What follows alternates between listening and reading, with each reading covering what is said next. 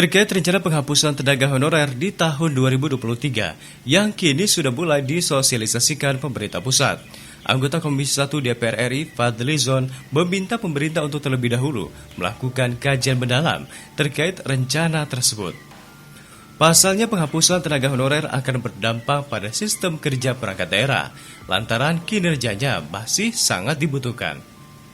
Kebutuhan tersebut bahkan bukan hanya untuk tenaga honorer guru, melainkan seluruh tenaga honorer yang ada di lingkup pemerintah daerah, yang jumlahnya sangat besar. Selain itu, rencana penghapusan tenaga honorer juga bertentangan dengan janji pemerintah untuk melakukan pengangkatan, yakni menjadi pegawai negeri sipil. Saya kira masyarakat berharap, terutama mereka yang honorer itu, mereka diangkat gitu, diperlakukan karena kita pernah dijanjikan gitu.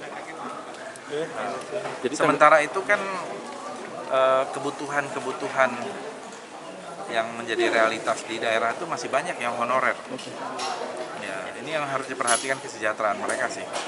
Solusinya seperti apa Pak? Ini mau dihapuskan 2023?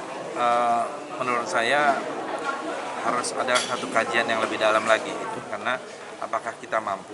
Kan banyak yang honorer itu ternyata dalam prakteknya mereka itu dibutuhkan. Misalnya bukan hanya guru loh ya, semua tenaga harian lepas, penyuluh misalnya, dan lain-lain.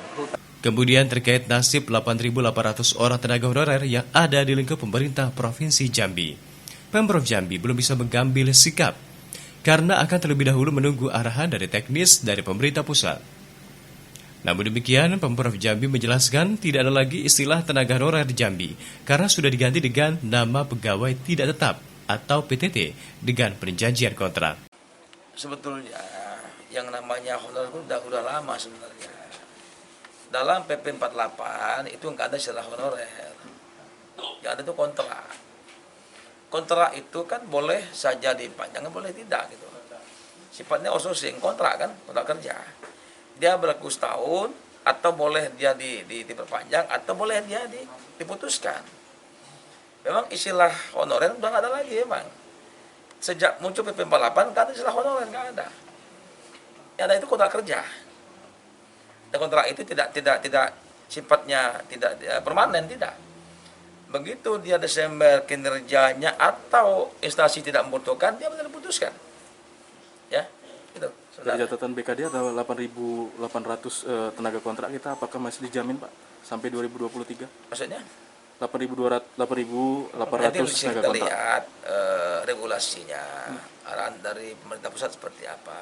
Ya, itu ya nanti. Dari Jambi, Arta melaporkan untuk Jambi 28 TV.